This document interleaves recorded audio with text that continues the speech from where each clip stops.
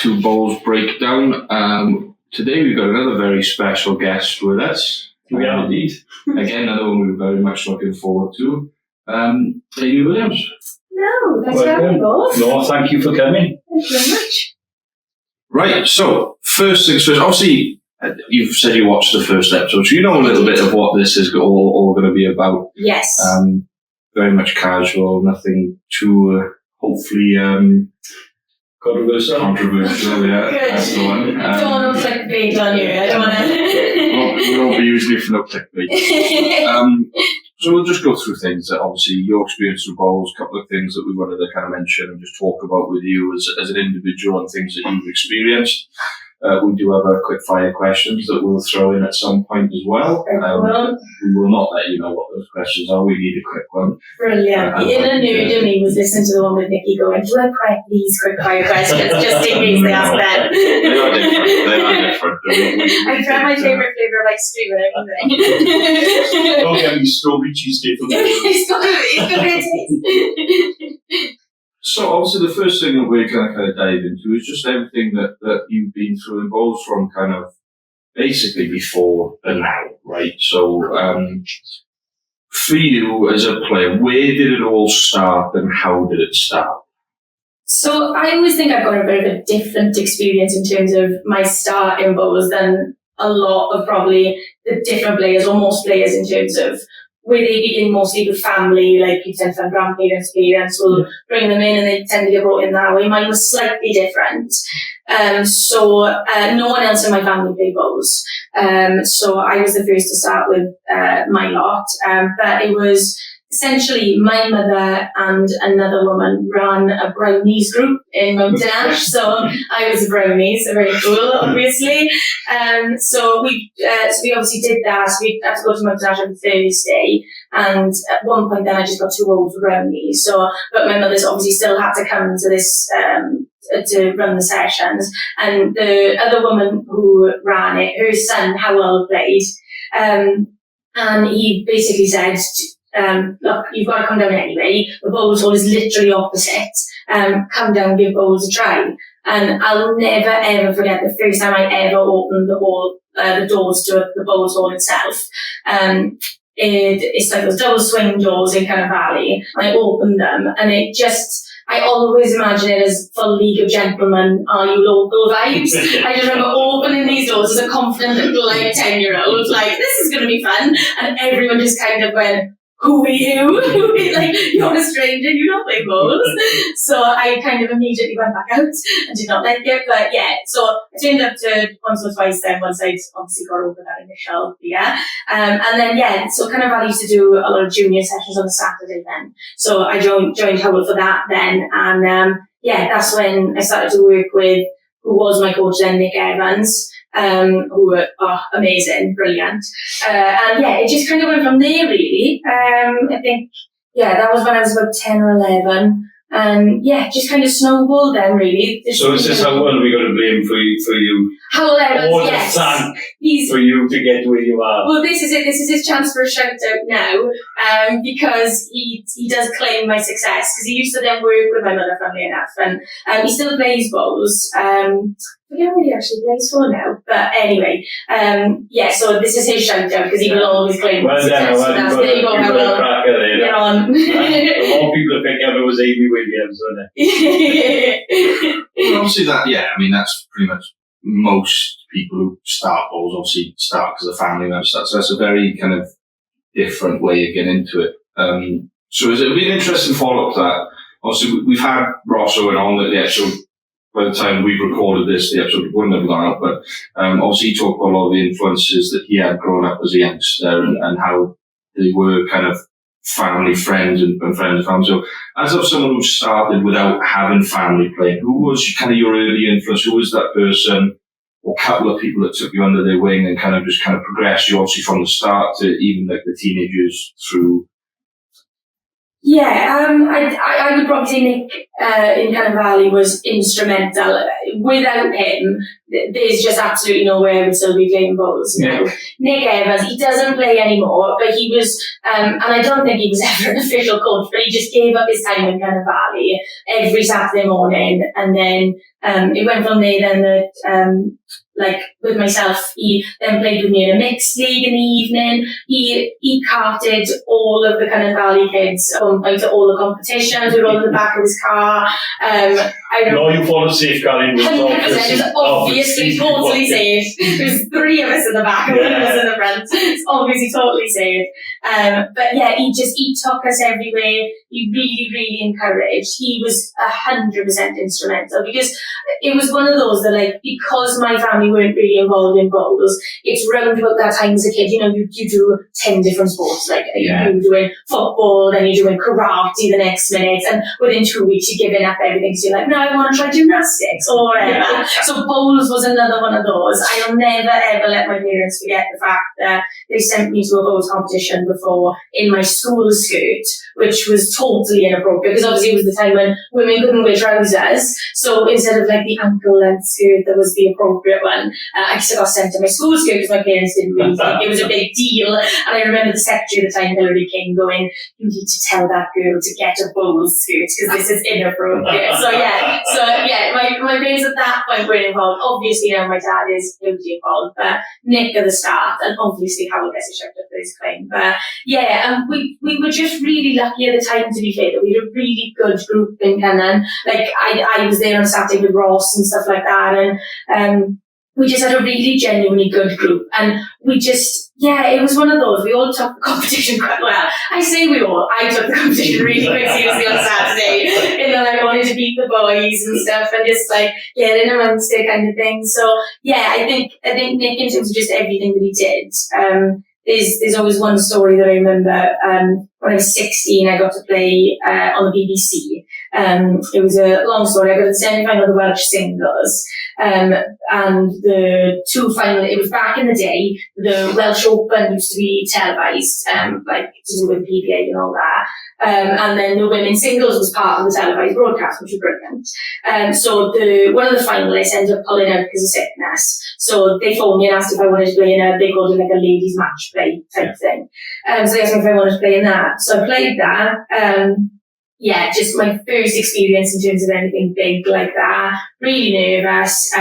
Played it, managed to take it to a tie break, and my last ball of the tie break I was short. I can't tell you anything else about the game. I know my last ball of the tie break I was short, and I only know that because, in all fairness, Nick came to watch, and so did my dad.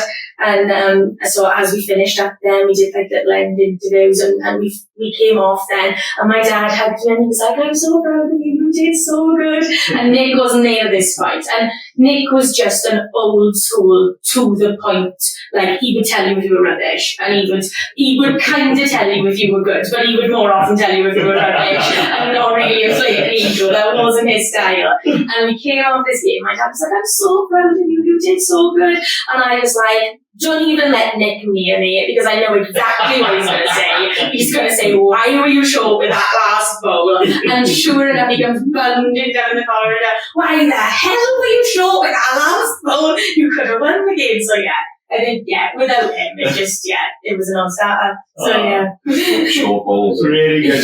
That's a really good story. And talking about people like that, and remember them in fond ways is really lovely. 100%. Well, obviously you grew up pretty much in the what I would probably consider the golden era of youngsters playing bowls, really, at the moment. I mean, you look at most, apart from probably Merthyr at the moment, there's not really many big junior clubs again. No. So, as a player now in the success, how much do you attribute to that? Obviously, growing up in that under 16, under 18s era with some of the best Welsh players we still got today, really. 100%. It has so much to answer for. We were really, really fortunate in the time that we started, because there was, so we had an under 16, it was an under 16s then, obviously, rather than the under 18s, but even the 2 years lower, the standard of it was just so good. You're talking playing, like you said, Ross, Jared, Liam Stone, Dan Salmon, with a load of the boys from Islam, like Liam Bouse, and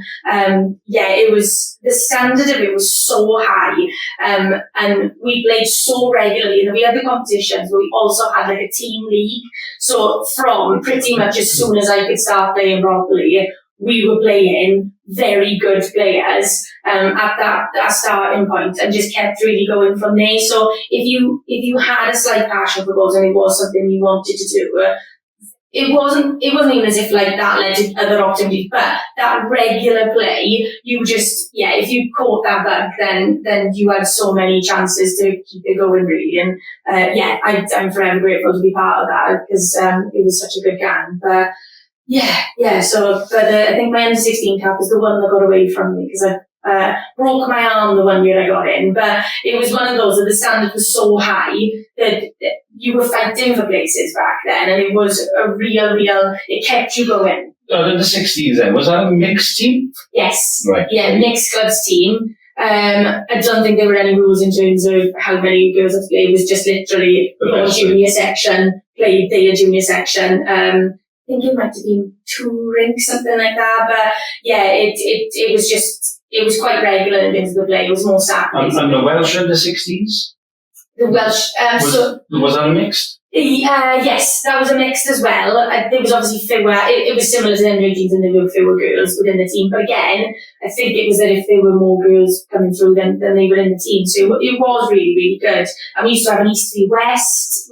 There were a lot of competitions going on. So if you wanted to play a lot of bowls as a junior, you had that chance. Well, I think we've talked about it with Nikki and Ross as well, and yourself. So it's obviously fun times for players of that era to play in that under-16s league, because down with us, Julian Fear played, and he talks about Pencoy playing at that time. He was playing Pencoy at under-16s at that time. So it's obviously quite a fond memory for lots of players of that age, you know? Yeah, it was so good to have that competitive environment, because I think it was still at the time where the seniors and the juniors, they was quite, as far as I was concerned, as a newbie coming in, there was the junior setup, and then there was the seniors, and the seniors is something you aspired to. It wasn't like it was never a given, not that it is now, but it was really hard work to get to that. So to be able to have that competitive environment and get that bit of success then at that young age was really, really good. So yeah, definitely loads of fun memories. Good flashbacks of my golfing days. It was actually with golf, when we were growing up, right? You'd be a 40-year-old superstar, and you still wouldn't be able to play with the men, because most of the older people weren't really wanting to play with youngsters. Obviously, I think that's changing across a lot of clubs. You see, obviously, again, Merthyr's a prime example. You've got a lot of youngsters. We played Merthyr on Saturday last week, indoor, and they had a good 15, 14 under 25s, it felt like. Obviously they had Elijah just winning the under 18s with Charles singles. And you've got 4 or 5 kids under 18s just being a part of the men's team. Obviously it's changing a little bit. A lot more clubs are being open to it. Obviously you grew up in an era, again, you probably benefited a little bit more from being able to play with some good players, getting into that senior squad a little bit earlier, or having your hands, getting looked at from your Welshers, your counties and that kind of stuff in a way that's much better. But, I think the big thing is if you give people the chance to have that opportunity, they will do it. 100%. I think my first Welsh title singles was the senior champion of champions. Once I was given that, it was a very long story in Cynnon Valley back in the day, and this is exactly the type of thing I know you're referring to, Matt. We had our junior section, and you could be a member of Cynnon Valley, but if you wanted to be a member of the ladies section, so you had to pay your, say, £45, £50 membership. If you wanted to be a member of the ladies section, you had to pay another £12. And you had to become a separate ladies member then, whereas the men didn't have that, because it's crazy. It doesn't make any sense. So you'd have to do that, and you'd have to jump through those hoops. And they put blocks on players like myself and the younger players. playing in the club qualifiers to get to the champion of champions. So we literally had to put in a petition with the Welsh to get us to allow to play. But once we had that opportunity, I felt totally vindicated, and then the first time there, I won it. So it's like you say, Matt, once we give these players these opportunities and put them in these environments, it's one of those that sometimes you don't want to do too much too soon with them, but if you give them this ramp to go up to, then the world's their oyster, really. I think there's a fine line between obviously handing your talented youngsters too much too early and not giving them enough at all. 100%. But at the end of the day, you've got to give them all aspects of what it's like to be in that sport. And again, in an era where you're probably used to maybe losing a bit more than you'd like to against the talent that was growing up, you were probably exposed to both winning and losing quite early, so you dealt with that much quicker.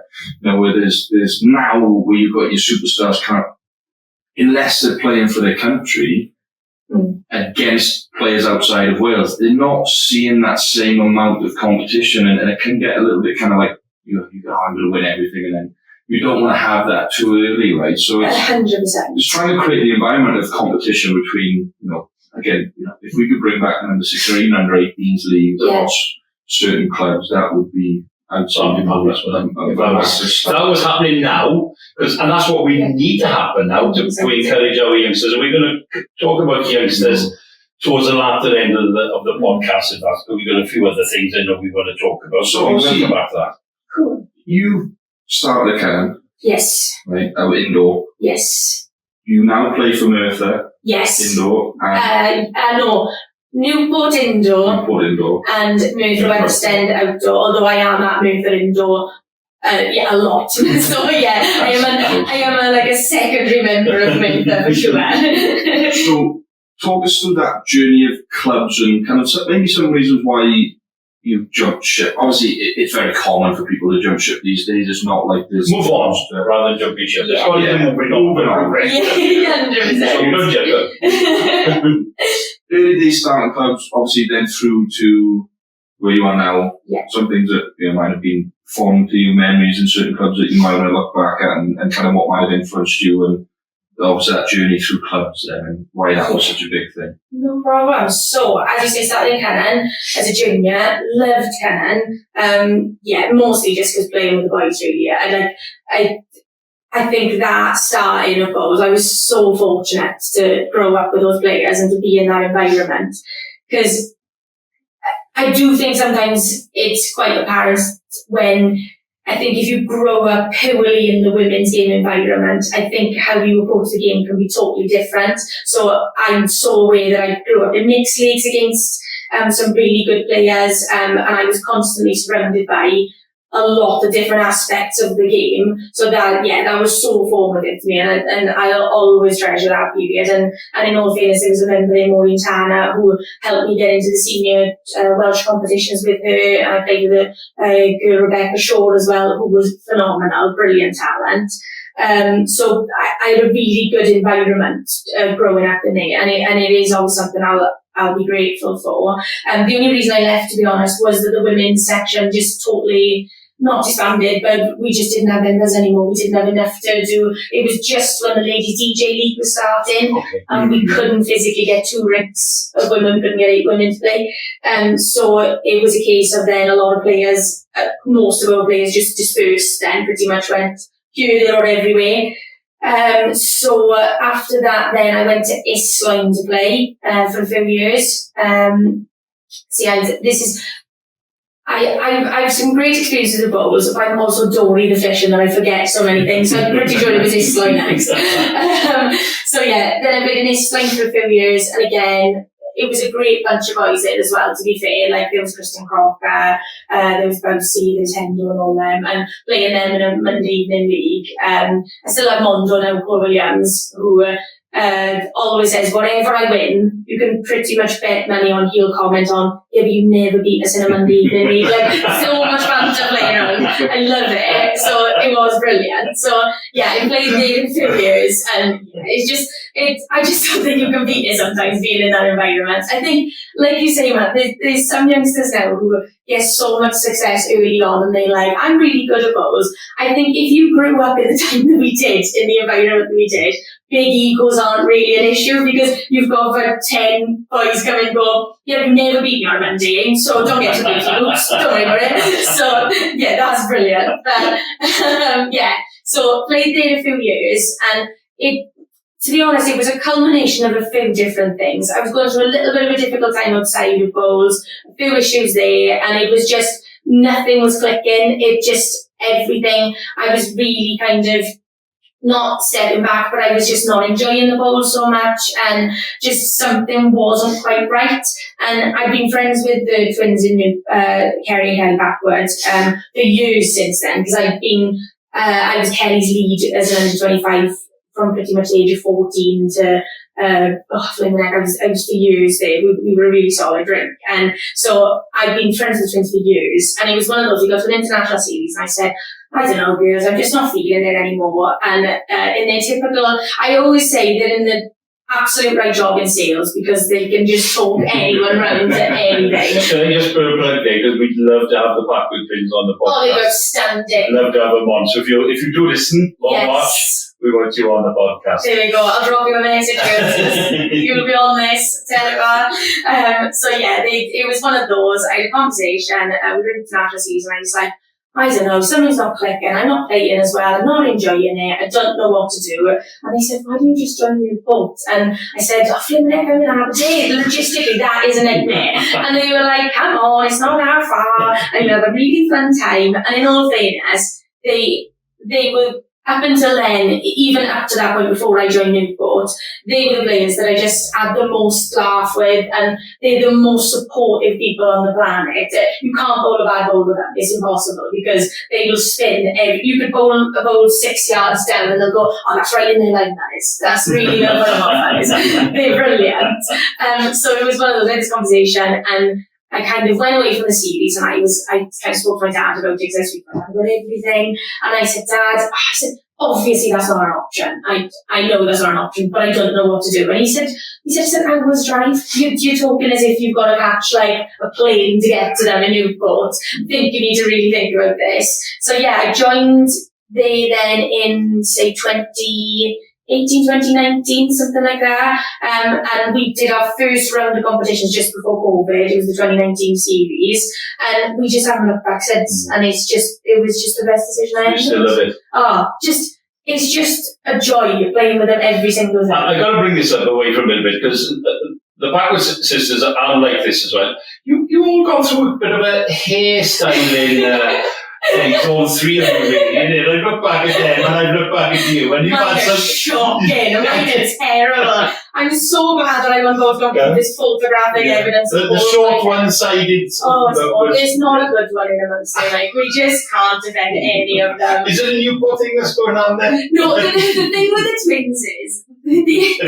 not the issue, but they have it is, one of them will do a new hairstyle, and because they're identical, and they are identical, they'll come back in, and the other one will go, oh, that looks really nice on you, I might do that. And then the other one will turn up with the same hairstyle. So the only tool people use to identify them half the time is they go, so obviously they went up here, they went, right, Kelly's darker now, so Kelly's got darker hair and Kelly's got lighter hair. Easy, application. We turn into the next game, they have the exact same hair. So it was literally, I know one time they both turned up to a bowls game, obviously living in separate houses, they were wearing the exact same outfit. That is the level we're talking at. So yeah, mine can't be excused, because mine is clearly just a you have gone through it. I have to mention that. Awful. I obviously just didn't want to dry hair. I just wanted a buzz cut from the start. So yeah, mine was terrible. But yeah, theirs is purely the twins' empathy. Back to you, So obviously, you've had a lot of success club-wise, right? Obviously indoors. I can't remember when did we go to last year? We went to Connecticut last year, or the year before. Quite a while ago, you were in the triples. Won that one. Yeah. We did the finals, the indoor finals. Yes. I think it was the first time we ever got. I wouldn't even play bowls then, I don't think. I think it was the year before I started playing bowls. And Adam Pritchard, obviously, a family friend of ours, he got into. They were in the triples and the fours final. I think it's the year that Merthyr won everything. Oh, won everything, yes, that was last year. The young boys, they were phenomenal. Yeah. You know, they won everything. Later, they won the pairs, the triples, and the It was fours. it was the first indoor season I started there. So we came down and obviously watched. It was the first time obviously we got a chance to watch the top quality bowls players, and I remember watching, and I don't know how I remember, I just remember it, and standing there, and I was watching Alan play, and then obviously they were playing on one of the rinks nearer the doors, and you were on the end rink, and you were playing with so much energy, right? And I'm looking at the scores, it was pretty close at the time, it was very early. I was like, oh, I'm just going to go watch that for a little bit, just because it just looked fun to watch. Well, I watched you play for the first time, and I can't remember who you played with, to be honest. But just watching you guys play it was either the pairs or the triples. I can't remember which one it was. But how do you, I know you've probably got a bit of influence from the backwards, but how do you play a game of bowls with so much positivity? I mean, you're a positive player. I mean, a couple of times, obviously, what we end up seeing you play, just because you're around, you play with so much positivity, and there's a lot of people who struggle with that little bit of positivity. What's the experience like for you, and why is it so important for you to stay as positive as you can when you play it in these matches? I think growing up in the game and going through all the positions in a rink, you realise the effect a skip can have. And being so fortunate as I am to have skip from such a young age, really, I know what that was like my first international series. I just put so much pressure on myself, and it just went to pieces. So I think, and I'm someone who is personally, I really like to stay positive, and I like to think of a positive person, especially on the green and stuff like that, because it's influential. But personally, I am the harshest critic on myself ever. I'm very, really happy with my own game. It's literally a really fun game me and my dad like to play, because he comes to pretty much every competition. As we go on the car ride home, then he'll go, do you actually think you played? And I go, do you know what?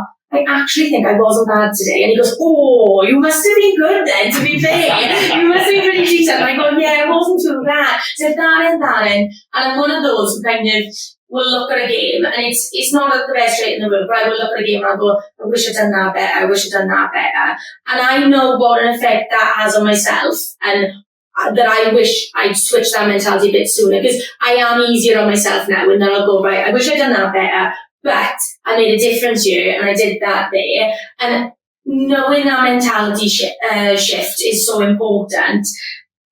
Knowing that you can help someone else to retain that positivity is so important. And I think it's 100 times easier, like you say, with the backward effect, because they're just the most easygoing, brilliant people ever, and they're just the nicest people to play with. But I like to think with everyone, no one goes on the mat to play bad bowl. There's never a world where they go, do you know what, I just can't bother today, I'm just not feeling it.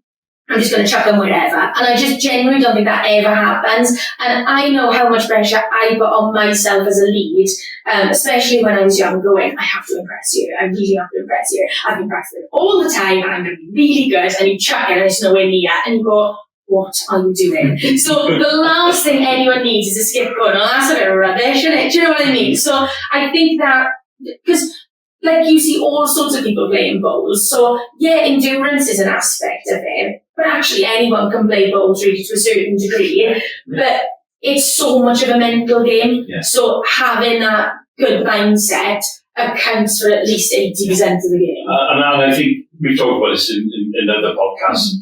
Anybody can play bowls and put maybe one at the jack every now and again. Yeah.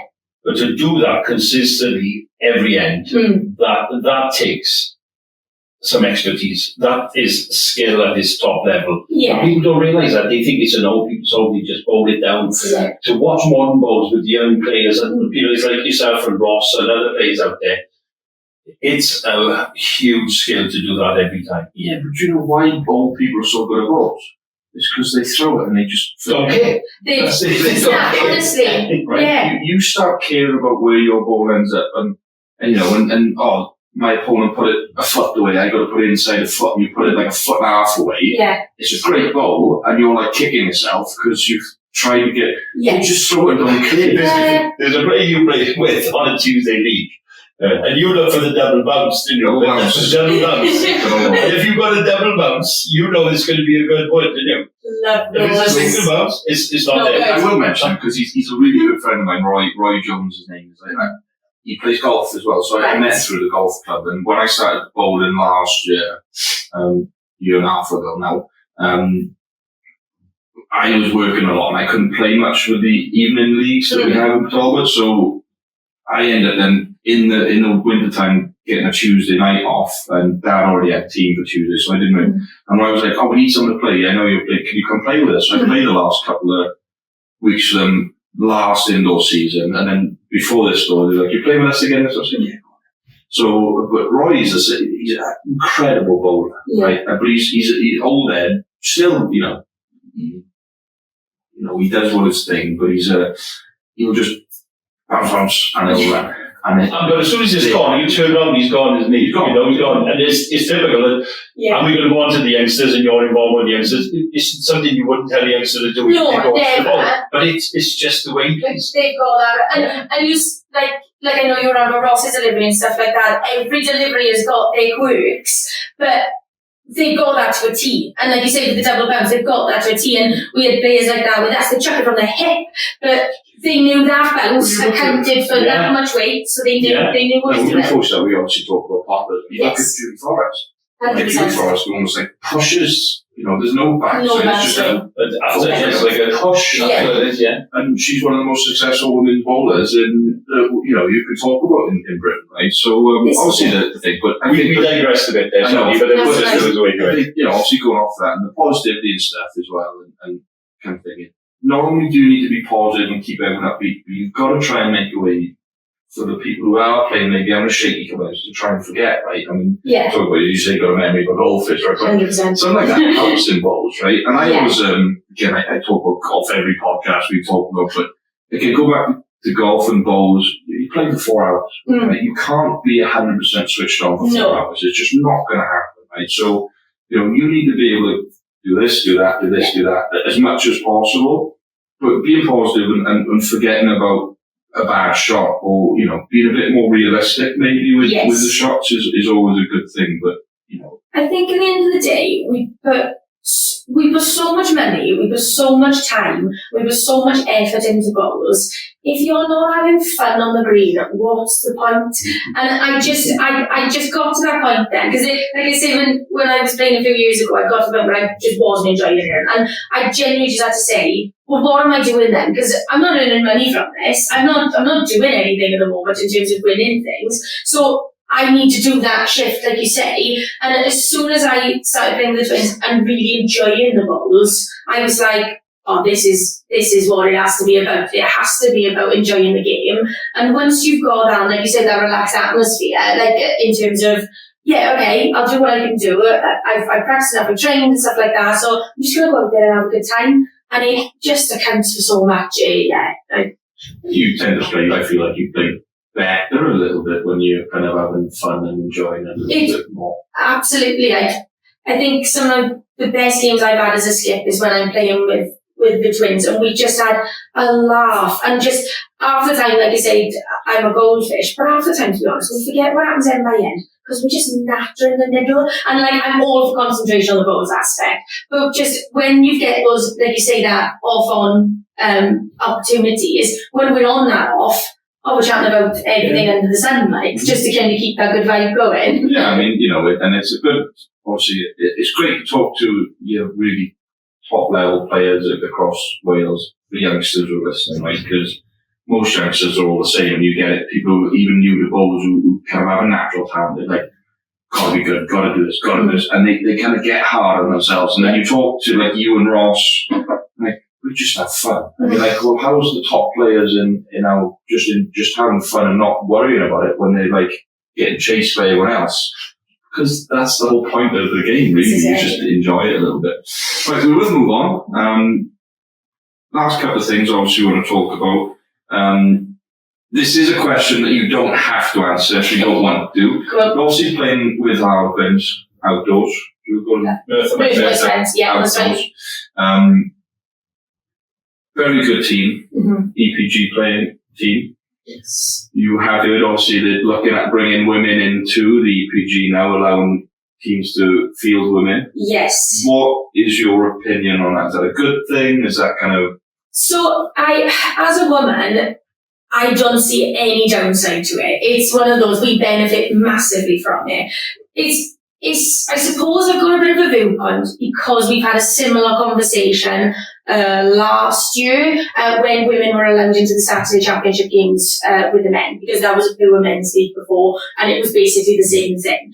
So the rumblings of conversations that were happening then basically boiled down to a couple of players didn't think they could relax the same around women, didn't think they could act the same around women. Now, I'm aware that I'm not representative of every woman in Wales, and I grew up in Cynnar Valley where it was essentially like a pub vibe a lot of the time, and I openly say I'm one of the players in Welsh women's bowls who were at a junior point. Welsh players almost needed a translator for me because I'm so valleys in my voice, and it's just because of the environment you grow up in. You just like we're not going to argue about the valleys in your voice. You can't. You're proud of it as well. Absolutely, it's one of those. And I had a conversation, funny enough, with John Crowdy when we were helping out with our 25 trial, and he said, "Yeah, but some of these players are quiet to me," and I said, "Yeah, I think it's a mix of nerves," and I said, "I think it's a mix of like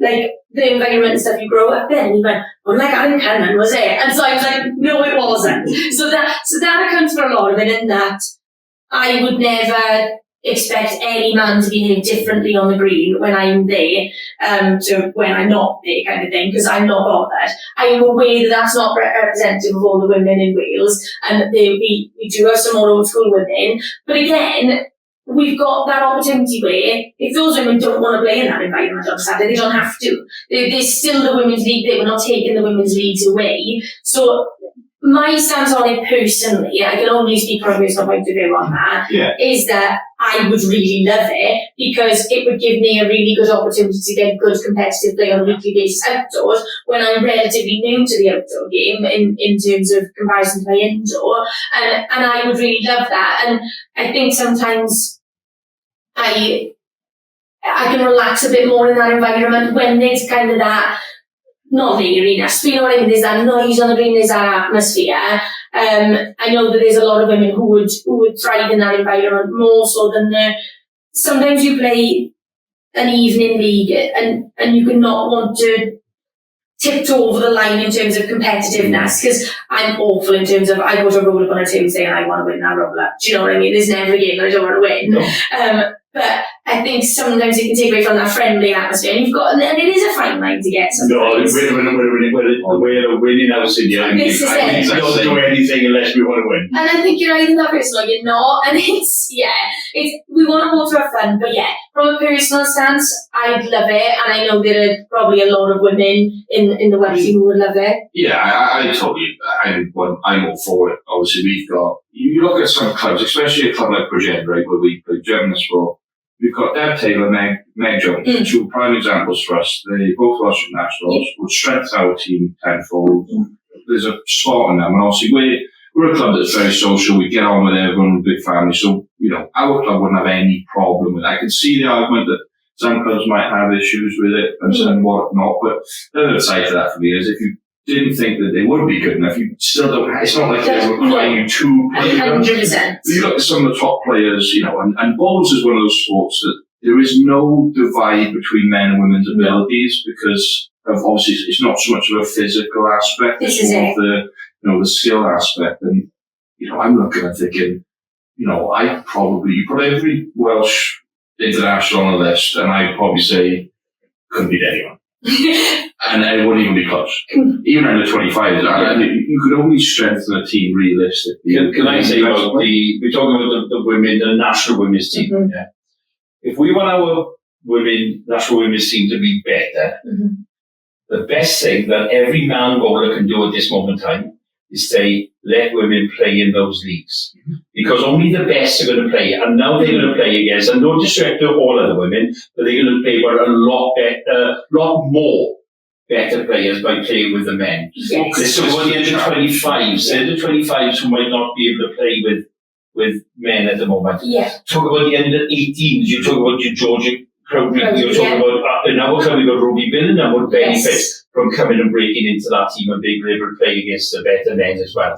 Otherwise, they're just playing against a small number of women anyway, because we're not a large number of women playing bowls in Wales, are we? It's not a massive pool, and it's the other, like, you want them to have that constant competitive play, and you want them to see how, because it sounds insane in 2025, but there is still massive behavioural differences in how a woman and how a man approaches the game, and you want them to grow up in the environment of having that bit of an aggressive game. And learn that, the thing, because that's what you learned when you were playing in kind of the influences, isn't it? Yes. Like you said, it's you're not just getting influenced by one perspective, you're getting influenced by a multiple of perspectives, and then you get to decide on which ones best suit your game. It's not like you're linear, it's like a load of different angles you can take, but it's only made indoor. I mean, you see how successful it's been on Saturday indoors. I don't see why. I would say just for the podcast, they're personal views. You know, people out there might have totally different views, and we respect those views. However, I want to say to you, as I said before,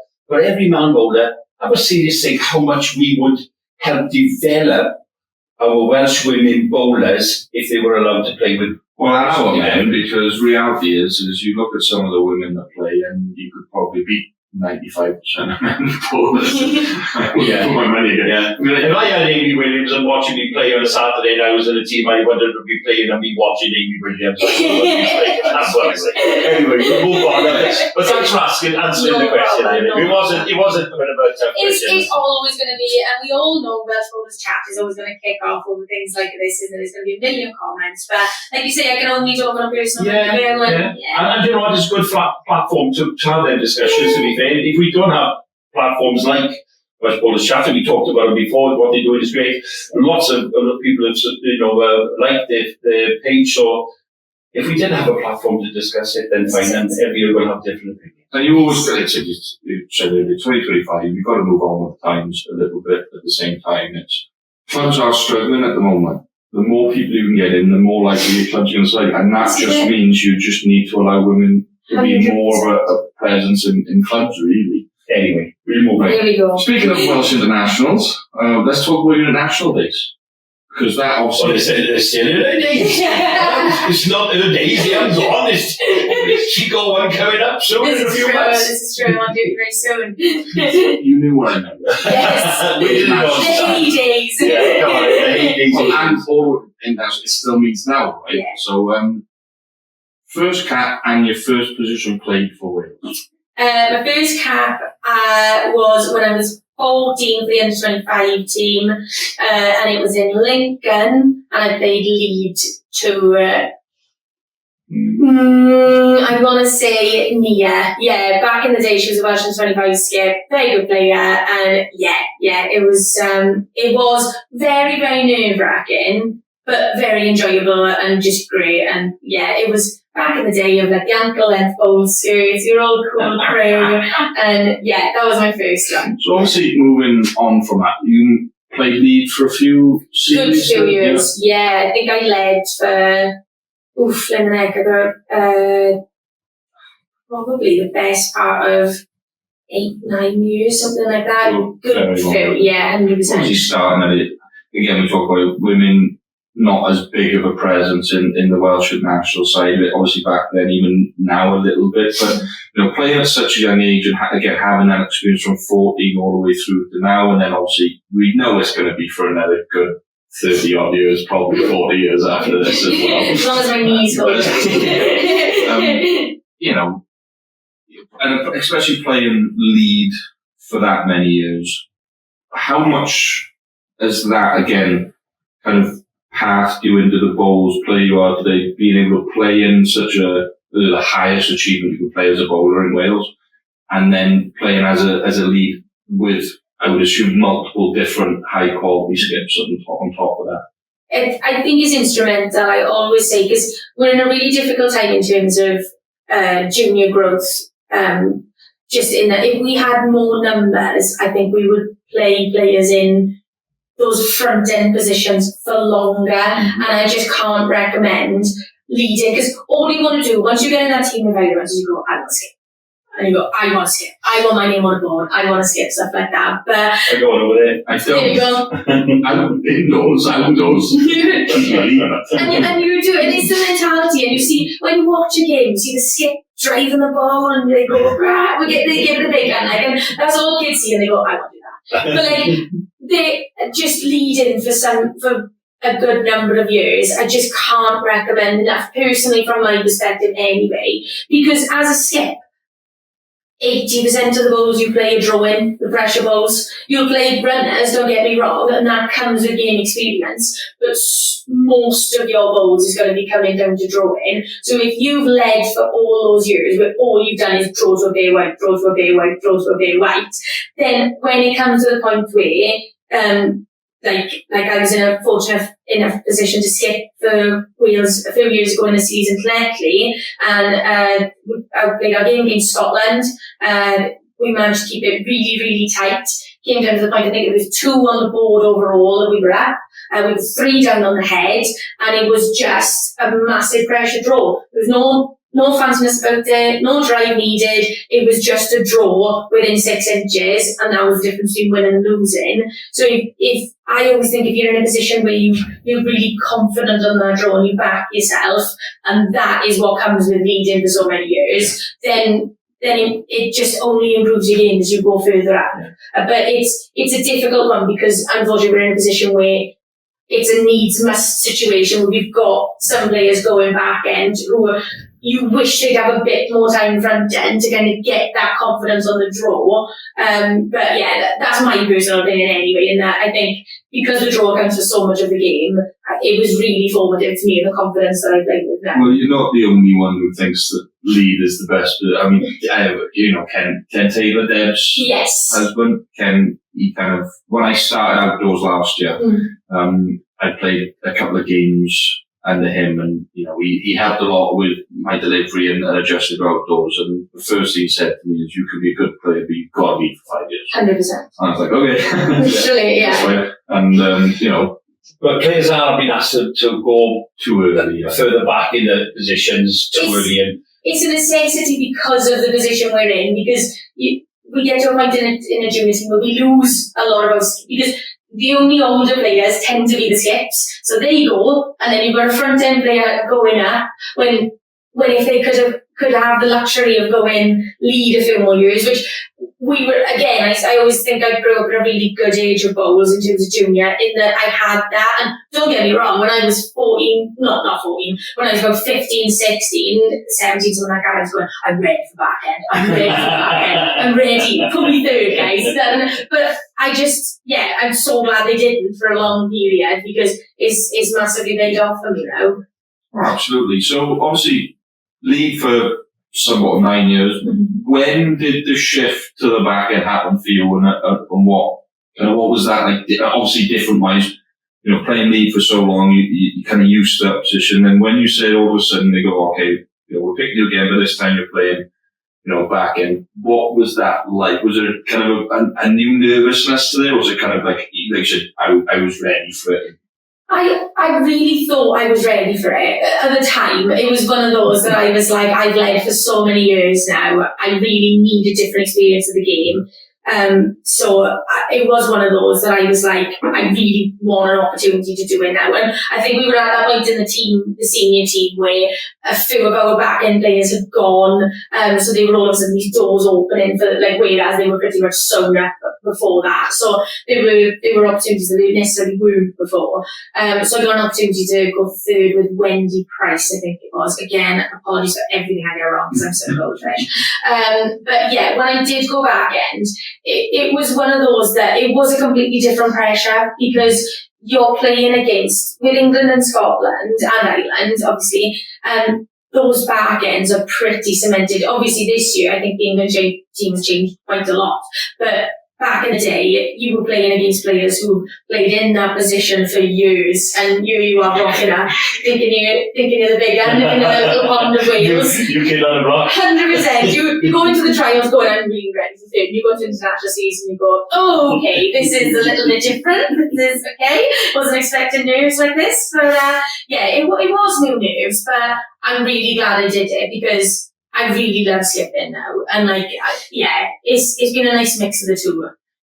Yeah, I mean, like I said, it's always kind of, I think what I always joke with Ken, obviously, and stuff, we say, your front end wins the games, the back ends tell you by how many, right? That's kind of like a running joke for us. Yeah. The thing is, like, your front end always, if your lead is always drawn on the jack, it's always hard then, but then it's just sketch jobs then to play that shot when needed, or, like I said, how much you're going to win by is the sketch job, and how, if you're going to win, is your lead job. So you had a good experience of both front and back end, which is, any good bowler's dream really is to have both that experience for as long as you have and been in the game for that long. You've been able to have that. So obviously coming up now to modern day, Clashley coming up in March. Yes.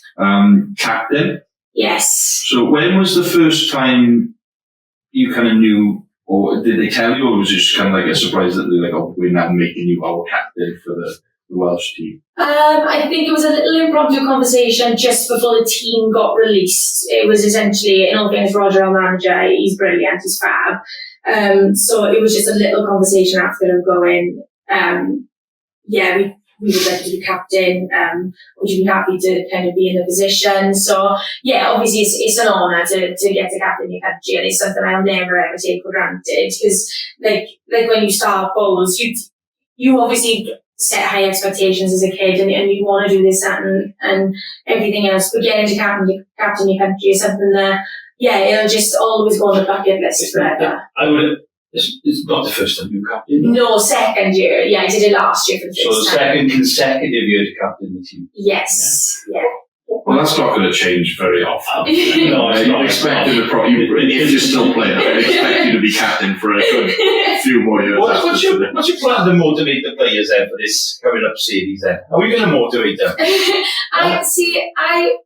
I have to separate what's my personal motivation routine, and you have to take in the whole team as a whole, because I always laugh at myself in how I psych myself up for a game of bowls, because I always think I psych up for a game of bowls as if it's a boxing match. I've got like massive headphones on, I've got like rap coming out of it, and I'm like sitting on the bus like in the zone like this, and as if we're going to like a football game or something, then I come to bowl screen and then it all turns out for me. But that's my personal thing. But I think it's just getting that confidence, and funny enough, I've said this a lot with the juniors now, the under 18s who did amazingly. We haven't got to come on to that after this as well. I said, I think once you've been in an environment where you know you can compete and you know you can do really well, I genuinely think it flips a switch in your head in that confidence. Some new caps this year, though, isn't there? Yes. So how's that going to... It's one of those. It's going to be a little bit daunting. That first cap is always...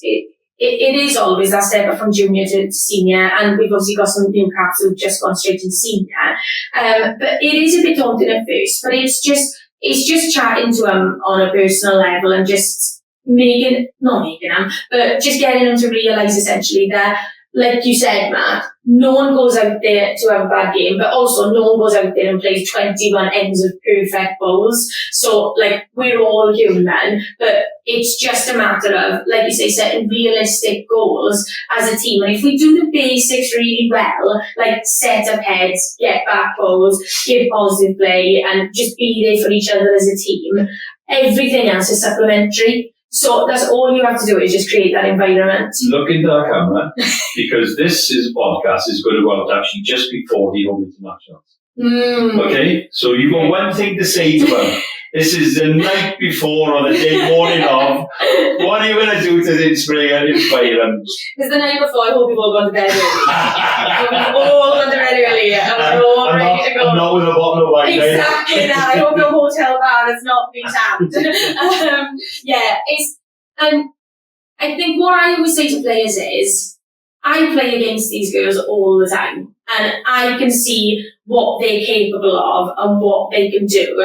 And I know that as a team, we are good enough to do it. That's all we have to do is the moment we step on that green, have that belief that we are good enough to do it. Because the moment you have that belief in yourself, everything else flows that little bit easier. I've seen everyone in competitions like pull out some miracle bowls and just do it, just play brilliantly. And it's just a matter of, you've got that confidence inside you to do it when it's a Welsh competition. So it's all it is we treat it as another game exactly like that, and we go forward. Yeah, it's just another game, isn't it? 100%. What level you're at. And what you said earlier, have fun. 100%. Have fun. We just enjoy it. And we always do best, and we hope people will be down there live streaming if we got Wi-Fi. The joys of indoor bowls, unfortunately. I know. But no, that's great. And so I think that's motivating the team. I think that's enough said. I'll have more time to write something by then. Yeah. Oh, I know you will. You're watching this the night before and listening, you're thinking, what are you on about? I'm halfway through my bottle of wine now. You just told me to get a drink of that. It sounds amazing. There's obviously one more topic that we want to kind of discuss with you. But before we do that, obviously, you have been forewarned, our firing questions is coming up. Awesome. So firing questions is basically our kind of fun take on quick fire questions, like you would in a bowls shot, in firing. 5 questions, multiple choice or yes or no, or just a quick answer, nothing too crazy. Don't go off the rails like Nicky did and try and explain his whole answer for 2 minutes. I was discussion about the fast fire. I was like, fast fire, the first question. Yeah. Already gone. Come on. You ready? As I will be, yes. Some of those questions, some are just random, just, Lovely. Things that people would like to know, we just want to kind of make. So, first questions first, forehand or backhand? At the moment, backhand, but yeah, not really too much of a preference. Books or TV shows? I'd love to be in tangent and say books versus TV shows all day long. Spring, summer, autumn or winter? Summer, yeah, summer. But obviously we can't class our summer as a summer. You run the valley in the summer. Literally. Classic different country summer as our own. Summer. Favourite position, lead, second, third or skip? Ooh, it depends who you're playing with. I like skip at the moment, so I'd have to go skip. I would hope you'd say that because you said it earlier. And an interesting one, I think, playing on a green carpet or a blue carpet? It's an interesting one. Now, I know this is quick fire, but I was a really good thinker. I like a blue carpet. I do it. I know sometimes it can mess with the lighting a bit, but I don't know. We just had new lights put in new port and it's made a big difference. And yeah, I like blue. Blue. Yeah. Yeah. There's loads. I mean, I think there's 3 teams now in our championship, indoor championship. Well, I think we just like to have a tidy carpet. I mind, 100%. Carpet plays well. You can colour it whatever you want. Well, the carpet's fine, is it? Yeah. We'll go there another time. Oh, God, we'll have that. Right, that is our quick fire questions, our final questions, all done. So obviously the last topic we want to talk about, obviously we were there in Scotland recently. You stepped up, obviously now starting to work with a lot of the development days, juniors and the Welsh under-18s as well as kind of part of the team. What was that experience like for you? Obviously being able to be, you've been through all of the things. They're starting out pretty much kind of where you were probably breaking into that big league, that making a big name for yourself. What was it like to kind of give back to someone looking back and being like, I was there when I get to give back to, these youngsters of the game? It was amazing. Yeah. Like you say, to get to give back to the game, because I've been so fortunate in the opportunities that I've had pretty much from the start of when I played internationally and even before then with the juniors. I've been so fortunate in what I've been able to do that that's all. If that's what I get to do to give back, then that's the dream, because it was amazing. What an environment to be in. There's such a good group, the whole team of them. They are amazing.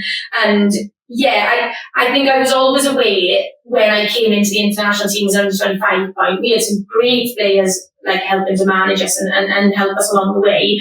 But I always thought, as a new person coming into bowls and without a person with no family playing the game, I always would have liked someone a little bit younger that you can kind of relate to a little bit more and just have that chat with. Because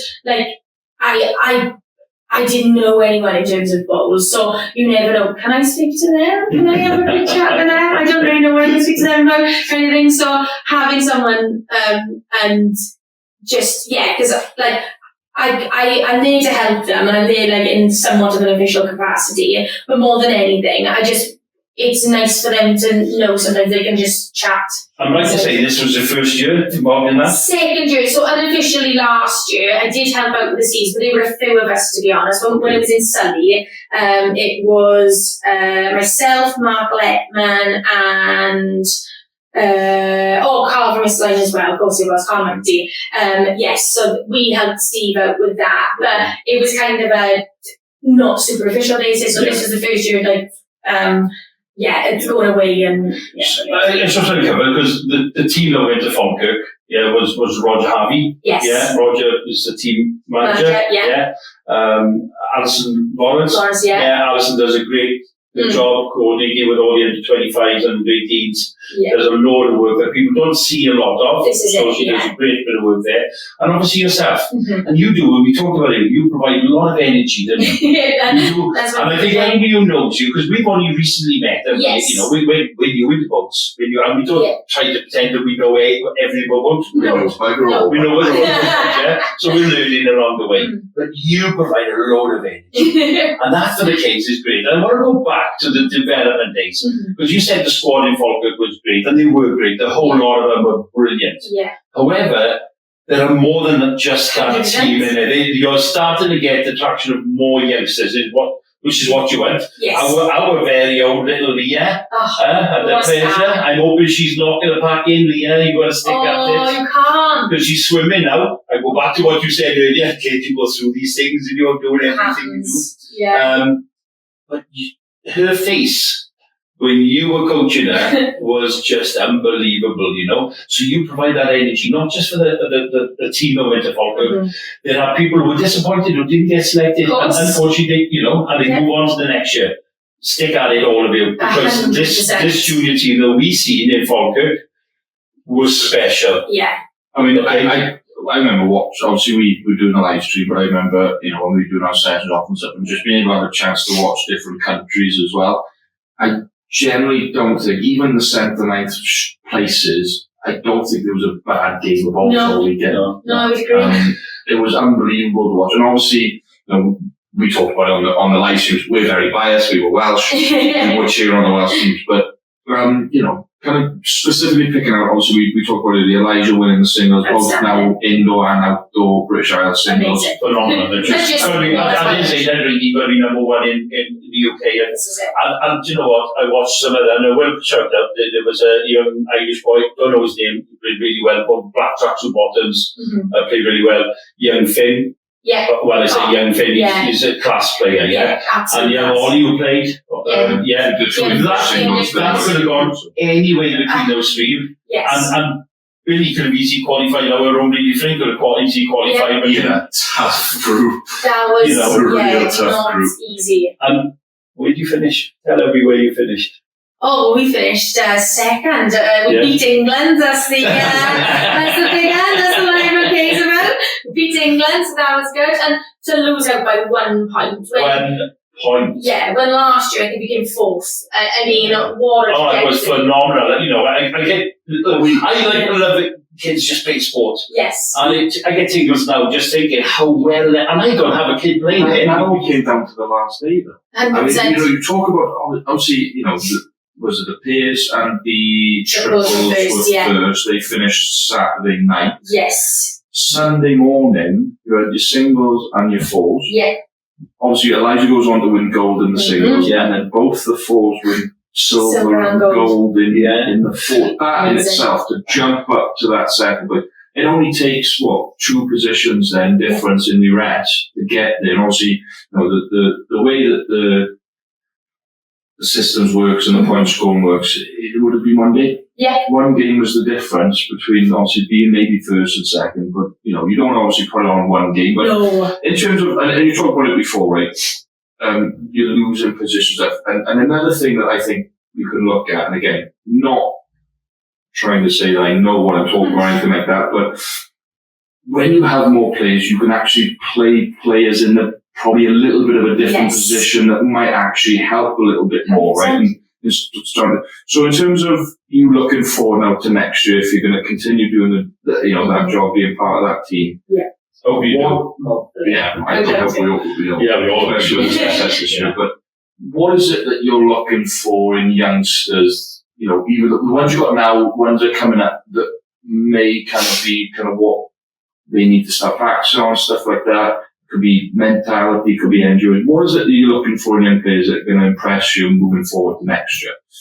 I think from a personal perspective, again, I don't speak officially at all, so Roger, do not panic. I think from a personal perspective, what I'd love to see in terms of a youngster who really makes me think, ooh, hold on, we got something on our hands, is if they've got the fundamentals of a good draw, in that they're quite happy to draw, and they do that really, really well, because like I say, that accounts to most of the game.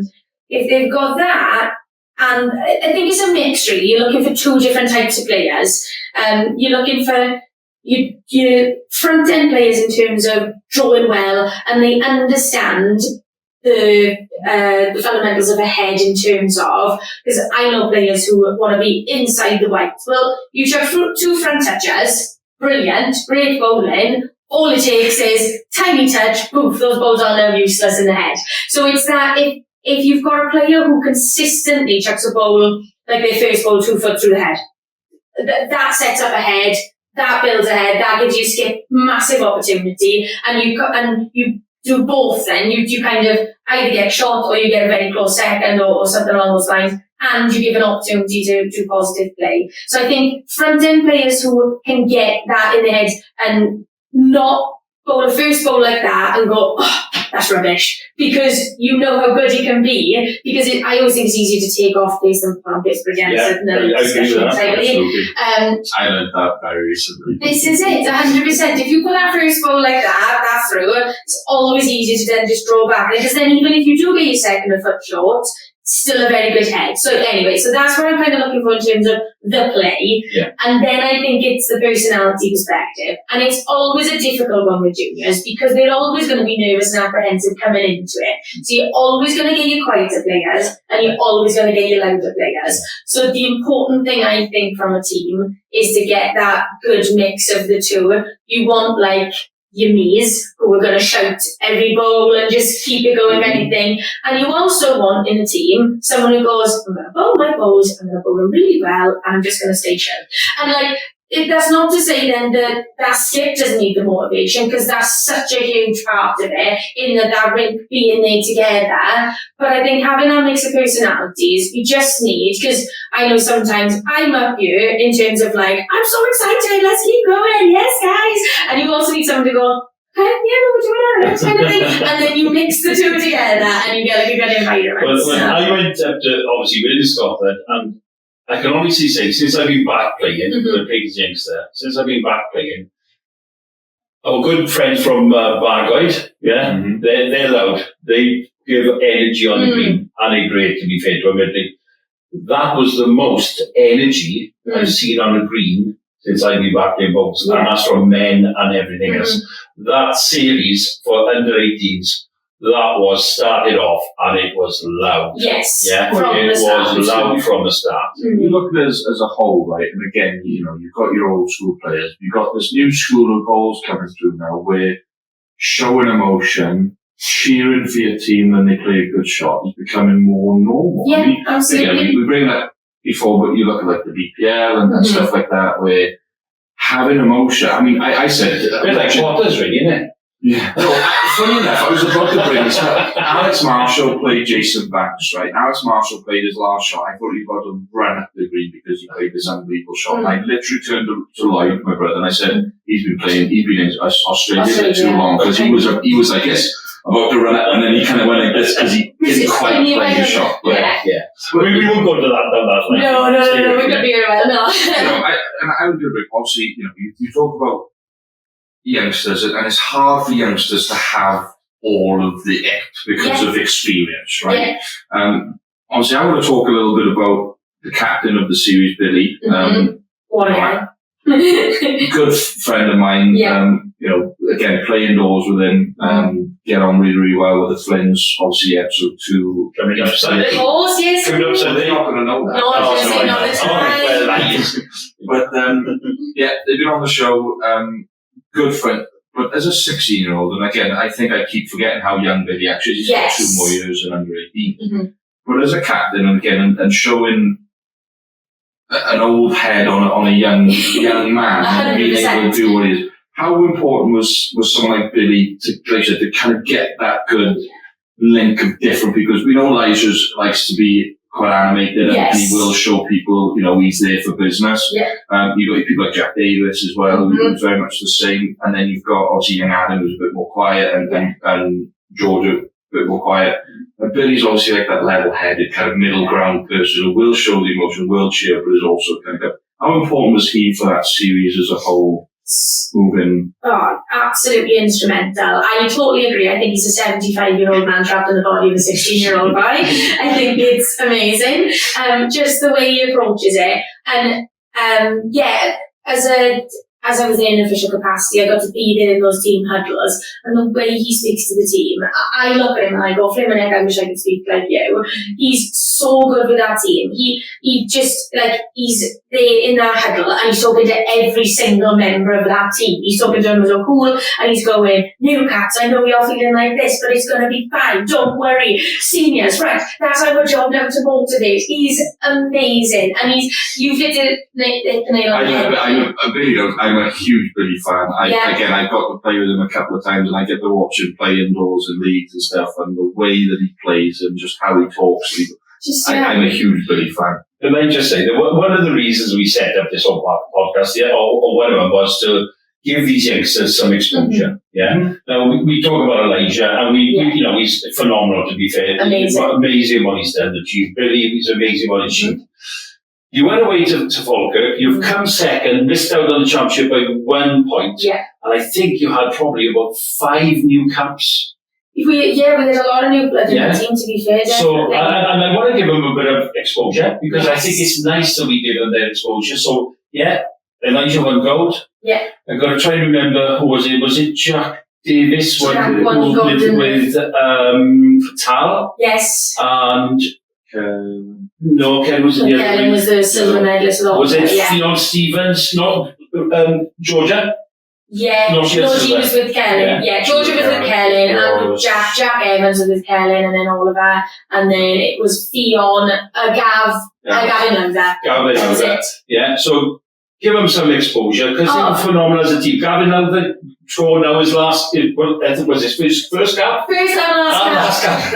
What a way to go, 100% gold. And he bowled well, Gavin Lowther. He did. The bowler who really impressed me was Georgia. I always get the last name, Crowdy. She, for me, was absolutely phenomenal. First cap, led, and what a series she had, yeah? I think it's like her first proper season indoor. What she's going to be capable of is and she's now going to be playing for Wales under 25s this year as well. So, the future in lots of ways is getting better. Yes. Fionn Stevens, amazing again, yeah. I saw it, funny enough, playing the Welsh senior triples, what would have been last week, obviously, by the time we record. Skipped her triple. Got through the first round, just lost in the second, but amazing talent. Yeah, she's amazing talent. Young Jack Evans. Oh. Yeah, the pocket rocket from Kidwelly. Absolutely. Yeah, played really well. And then we had a bunch of boys from Connecticut up there. Yes. Supporting Jack's Barmy Army. Yes. Well done to them, it was great, wasn't it? Oh, they're amazing support. They made such a difference. And I saw him in that place on the Saturday night, and you could see him still getting excited, even though, bless him, after the day we'd had on that Friday, he could barely stand by the end of the game. But he was still giving it a big hand to the fleshy lot on the side. When we say the day you had, you were up at 2 o'clock in the morning. Honestly, and you didn't finish bowling until you go on 10 at night. The kids must have been on their heads. Well, the one for me, and I obviously spoke to you about after we come back, I was very impressed with Ollie. I like to think of Ollie as the level head of the Merthyr gangs, because like you say, you've got a lot of so mature to me. He is. Because again, I only saw him last year when they played indoor with the Merthyr. They won everything. But looked really mature and bowled really well, and he impressed me all. And it was. I just want to cover all of them. You obviously the 2 reserves winner. And to be credit to you and the management team, you give both of those game time. Yeah, So and that was glad you got experience, it. wasn't it? You know, Yes. you've got to build for the future because you're going to lose. Kellen, obviously the Gowan family, we know the Gowan family, Kellen, and you know, he bowled well. Yes. He was given lots of energy for his ring. Is there anybody like this? And Carlden, obviously was the other reserve with Adam who played, and it was great to have that experience. So there's some names for the future. 100%. There's lots more who went to the development day, who's come, and there's players who narrowly missed out who will be pushing next year. And the other one I got to mention is the guy who played for British Isles. Tommy Huffer. Another brilliant talent. Another, and it was his last year, I think, Tommy's last year. Yes. But again, going into under 25s, moving up now, he's had that experience of playing in that series, and he actually played quite a lot. He did, and they did very well. The British. No, I don't think they did. He did really well. And they were very close to qualifying in the falls. I'm pretty sure Tommy was good at it. Yes, I think he might have done, And I have got to give Adam credit to shout out because this was my first season properly as senior influence. I wasn't really aware of him before. And just good bowler, don't get me wrong, just a lovely boy as well. Just a really nice boy. Don't worry, I'm on my fix of trying to change that. Don't worry. we were. But and the support you had. I was amazing. A load of Welsh people up there. I felt like we had as much support in that series as we did the home series in Surrey. It was insane. It was so good. And it made such a difference to the players. I know each and every one of those people on the side cheering. I know every single one of them made a difference. Yeah, no, it was absolutely phenomenal. And I've got to say congratulations to all the players. Yes. Well done to all of you. And well done to the management team as well. Yeah, you did a great job. It was, sometimes it's a thankless job, but you need to know that people do appreciate what you do. So it was a great thing. I appreciate that. I'll take all the credit for Roger, don't worry. Well, Roger, I think I was streaming on stage with the Wi-Fi. I was on my phone because everybody wanted to see Elijah's last game, so I was on my phone right at the end. What a finish. And Roger was actually running up the ring, the side of the ring at one stage, and Roger don't always go fast. Roger's quite laid back and casual, so... I think that puts an end to our episode then. Yeah. Well, thank you very much, Paul. No, really, thank you so much for coming on. It's been an absolute pleasure. Same here. And we wish you all the best, incidentally. That's coming up. This podcast will work before the series. We're going to make sure that's just going on a bit earlier than normal, especially for that. And hopefully you'll come back with some silverware and emulate that. If there's anything but gold, they'll come. Under 18s, the under 18s have set the standard now. I say this, they've set the bars. We've got under 25s happening, obviously in between this and when this episode goes out, and then we step up, and so you become Wales, isn't it? Can't let the under 18s be the highest. No, I'd never be able to step foot in Merthyr again. Amy, thank you very much. Thank you very much, Paul. Thank you all.